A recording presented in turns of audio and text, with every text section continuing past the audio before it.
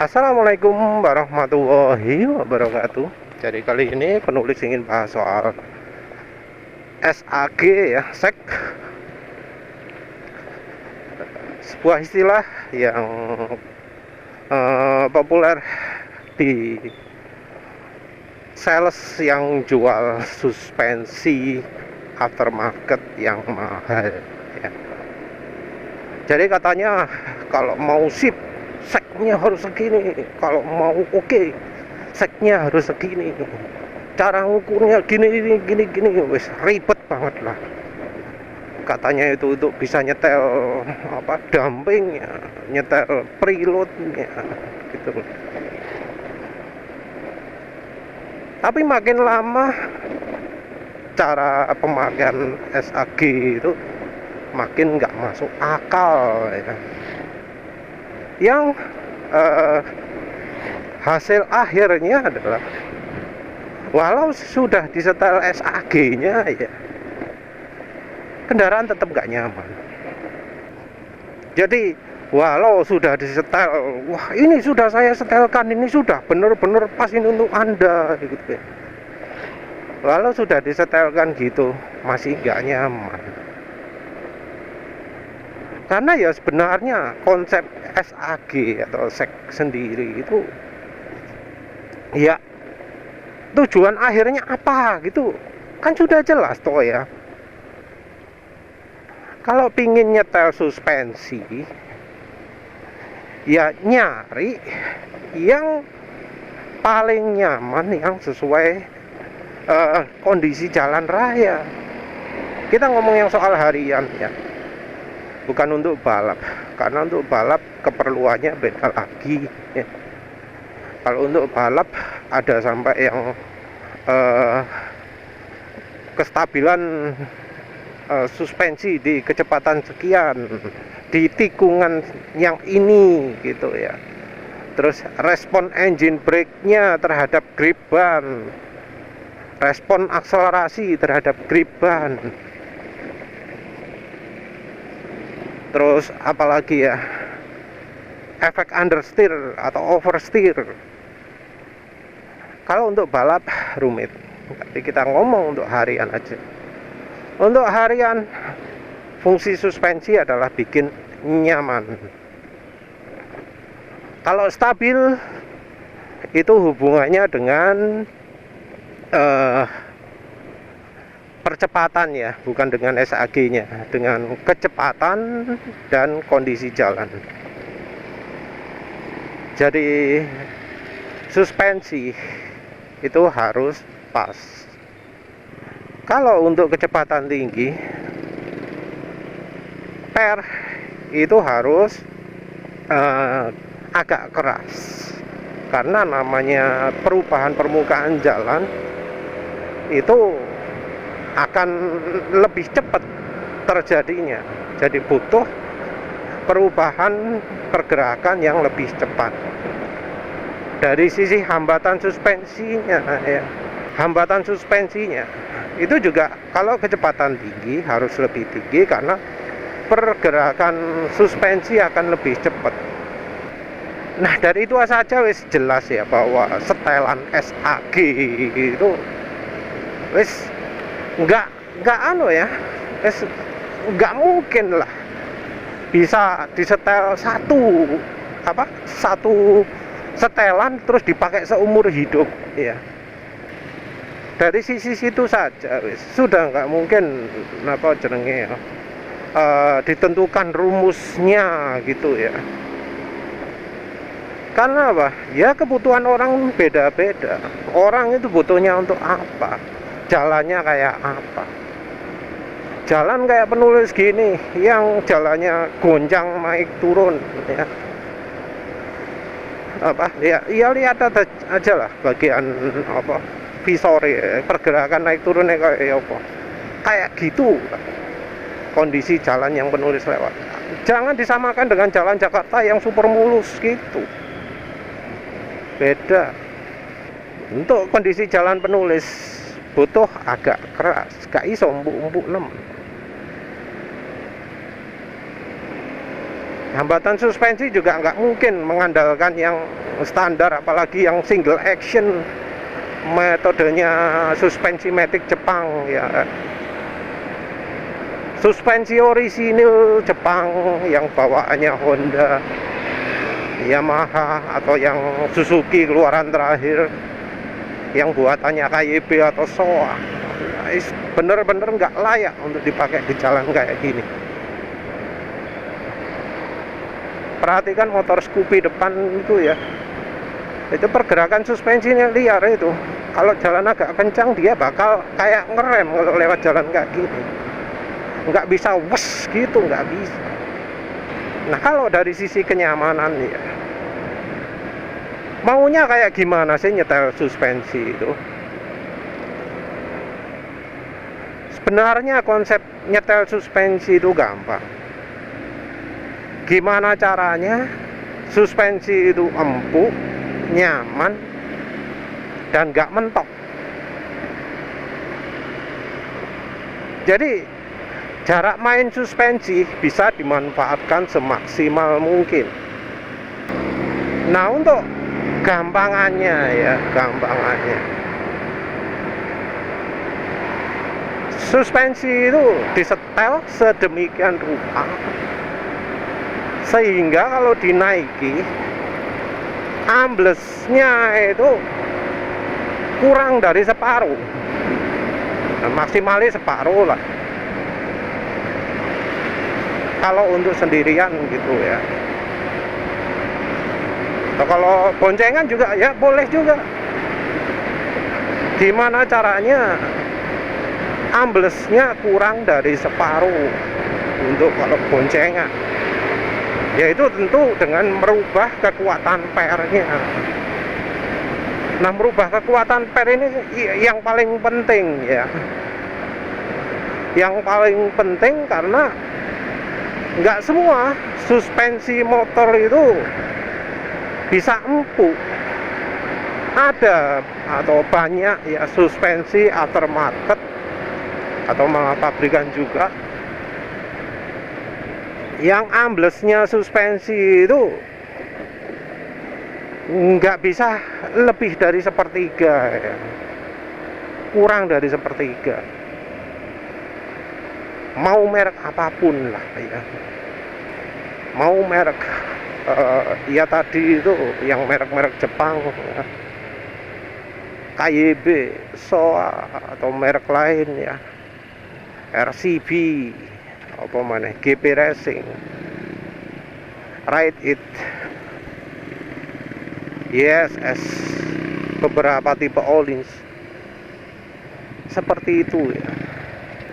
Nah mungkin heran kenapa kok satuan SAG sek itu kok pakai satuan senti. Oh kalau sek yang bagus itu sekian senti, sekian senti. Aneh loh ya, satuan sek pakai senti itu ya,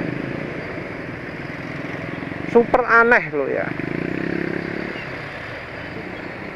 Katanya standar untuk motor sport sekian senti, motor matic sekian senti, motor bebek sekian senti. Itu standar dapat dari mana ayo? Acuannya opo ayo? Dan walau suspensinya tipenya beda gitu ya, tetap diterapkan senti-sentian juga. Kok aneh? Kok pakai senti? Ya sebenarnya itu apa ya? Merupakan general rule ya, aturan umum yang harusnya cuma berlaku untuk suspensi motor sport produksi luar negeri. Nggak bisa diterapkan seenaknya di motor produksi dalam negeri, walau itu sport juga. Sebenarnya itu cara yang pas adalah mengukur dari seberapa senti sih ukuran pergerakan suspensi secara maksimal itu. Mentoknya di berapa senti sih? Harusnya seperti itu. Kalau di motor matic atau motor suspensi ganda bisa ya kelihatan apa jenenge, suspensinya itu turun berapa senti, mentoknya berapa senti, bisa dikira-kira.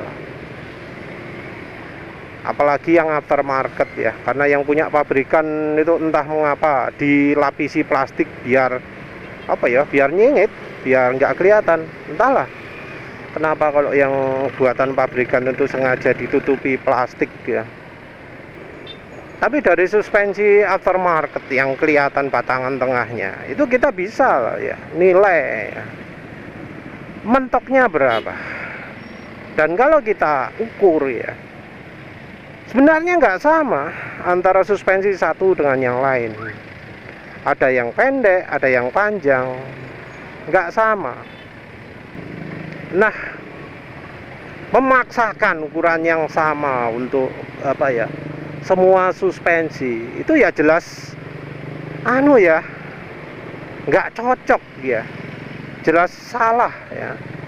Karena ring atau jarak kisaran main dari suspensi itu beda-beda ya. Sebenarnya juga ya kita lihat lagi lah tujuannya nyetel SAG itu apa, nyetel sek itu apa, tujuannya untuk apa, dan ngukur 1 cm itu mengapa, alasannya dibalik itu kenapa. Apakah 1 cm di sebuah suspensi yang jarak mainnya 8 cm itu sama dengan 1 cm-nya yang di jarak mainnya 10 cm? Ada yang jarak mainnya pendek, ada yang jarak mainnya panjang ya, tergantung dari jenis suspensinya. Walau mereknya sama, kalau tipenya beda, biasanya jarak main suspensi juga beda. Nah, karena ya jarak main suspensi beda-beda, jelas bodoh ya pakai ngukur itu, pakai disamakan 1 cm ya. Walau tipe suspensinya beda, walau tipe kendaraannya beda, harusnya itu lihat dari suspensinya dulu. Ada yang jarak mainnya panjang, ada yang jarak mainnya pendek. Bisa kelihatan mata, bisa diukur, bisa dipakai penggarisan. Konsepnya balik ke awal tadi itu, gimana caranya suspensi itu bisa memberikan yang maksimal. Maksimal dalam arti kalau dipakai tidak terlalu keras, tapi juga nggak sampai terlalu empuk sehingga mentok. Gimana cara memaksimalkan itu? Caranya adalah dengan mengatur, yaitu tadi dibuat ketika dinaiki maksimal separuh gitu ya. Atau kalau misalnya pingin setelannya ini bisa untuk boncengan juga ya, disetel sehingga kalau boncengan maksimal 2/3 amblesnya itu. Nanti sisanya ya ridernya yang harus hati-hati, jangan lewat perubahan permukaan jalan yang terlalu ekstrim. Ya itu ya harusnya ya separuh itu ya, kalau untuk belakang ya. Kalau untuk depan ya kita harus juga perhitungkan kalau pas lagi ngerem boncengan ya, itu turunnya berapa persen. Jadi ngerem boncengan itu turun berapa persen, nanti kalau lewat perubahan permukaan jalan yang nggak rata tinggal sisa berapa. Kalau pingin ngukurnya benar-benar ngukur, itu caranya. Cuma kalau depan agak susah ya ngukur mentoke ya opo. Ya biasanya ya cuma dari pengalaman. Misal kalau boncengan ya sambil ngerem depan kena perubahan permukaan jalan sedikit, cetak. Nah, mentok berarti kurang keras. Ya. Itu tok ya. Perlu per yang lebih keras. Cuma sayangnya ya, entah mengapa secara standar baik dari part orisinilnya ataupun aftermarketnya nggak disebut berapa nm ukuran peri.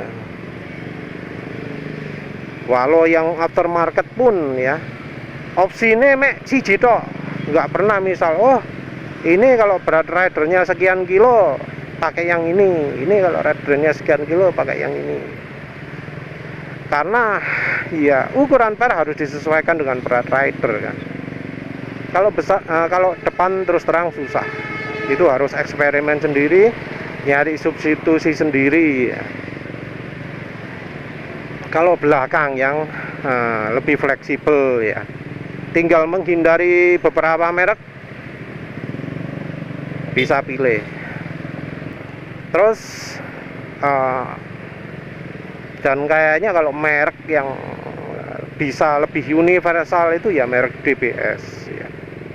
Kalau untuk motor matic 110 cc Honda Beat, Honda Beat yang lama ya, Beat lama, Scoopy lama, Mio yang engselnya di depan mesin loh ya, engsel mesinnya engsel swing arm mesin itu ada di depan mesin ya, bukan yang di atas. Jadi bukan kayak Scoopy New, bukan kayak Genio, bukan kayak Honda Beat New gitu ya.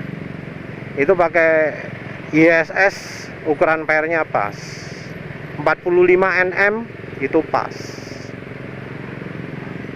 Tapi selain itu kayak Vario 150 dan sekelasnya ya, yang apalagi yang mountingnya di atas itu 45 Nm terlalu keras. Jadi ya penulis cuma bisa rekomendasi merek DBS. Kenapa merek DBS? Karena peri terlalu empuk. Kalau peri terlalu empuk gampang. Kalau pernya terlalu empuk tinggal diset tinggal disetel, ditambahi dumper, bisa. Pakai setelan preloadnya juga bisa. Per yang terlalu empuk dibuat keras bisa, tapi kalau per terlalu keras gak iso dibuat empuk. Mau dirubah-rubah setelan ripon, setelan klige gak iso, karena butuhnya apa? Butuhnya gimana caranya suspensi itu ketika diduduki ambles kurang dari separuh, mendekati separuh kayak gitu. Kalau suspensinya empuk, per empuk, bisa bablas bahkan. Penulis pertama beli DBS ini dipakai di NMAX ya. Amblesnya kelebihan. Amblesnya kira-kira sudah mendekati 2/3. Begitu boncengan, wes habis jarak mainnya. Ambles 3/4. Jadi begitu kena perubahan permukaan jalan langsung jedak jeduk gitu, mentok. Dan sekarang penulis pakai 2 dumper ya. Pakai 2 dumper biar nggak mentok kalau boncengan. 2 karena pertimbangannya boncengan 3 sama anak juga. Ini Aerox yang kanan warna merah itu pakai merek DBS ya. Itu suspensi ini ambles kira-kira 1/3, mungkin itu setelannya kurang empuk, preloadnya di setel agak kencang. Itu mungkin karena untuk boncengan biar pas ya. Lebih pasnya pakai dumper, tapi ya kalau pakai dumper emang kelihatan lebih jelek ya, jadi nggak begitu keren. Tapi kalau pingin nyaman pakai DBS, enak pakai dumper ya daripada pakai preload. Sampai mana tadi?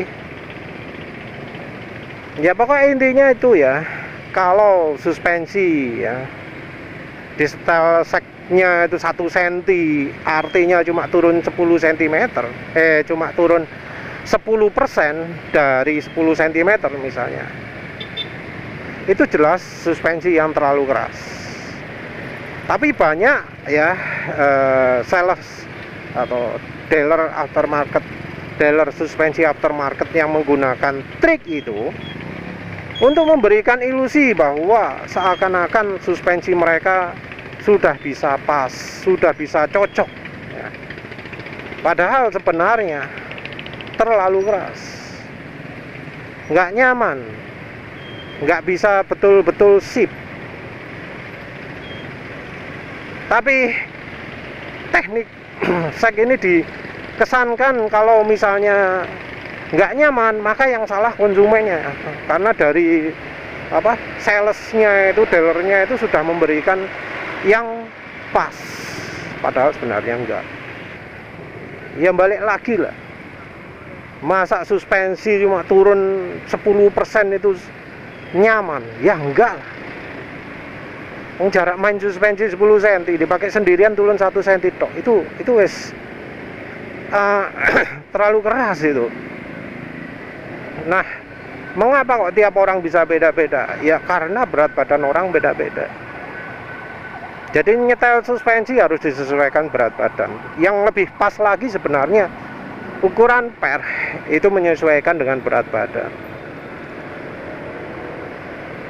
Terus habis itu setelan hambatan suspensinya juga harus disesuaikan. Kalau setelan hambatan suspensinya lebih fleksibel ya, yang penting ayunya nggak terlalu banyak, sudah oke lah. Yang penting pertama adalah pernya dulu. Kalau per sudah pas, wis enak. Ya wis lah, itu aja ya. Jadi jangan terlalu silau dengan wah setelan sek sekian, setelan sek sekian. Yang kita harus lebih perhatikan itu apa benar-benar sudah nyaman kendaraannya. Kalau jalannya yang sangat berguncang gitu, bisa aja kalau 50% itu mentok masih, terpaksa pakai 40% gitu, atau bahkan 30%. Tapi kadang itu bisa dibantu juga dengan hambatan suspensinya. Jadi setelan kompresinya ditambah ya, ditingkatkan. Apalagi ya wes lah, itu aja. Moga-moga agak bingung soalnya, karena ini penulis juga lagi agak nggak konsen. Terima kasih udah menonton. Assalamualaikum warahmatullahi wabarakatuh.